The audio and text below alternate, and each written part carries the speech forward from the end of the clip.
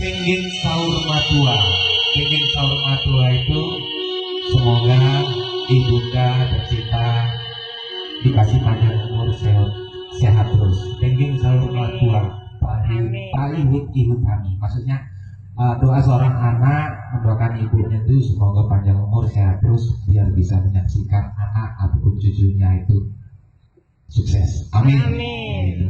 Mudah-mudahan lagi bisa menjadi doa juga buat Mbak, buat Bu Tati. Semoga sehat terus, panjang umur, bisa menyaksikan keluarga, anak ataupun cucu-cucunya nanti beranjak dewasa.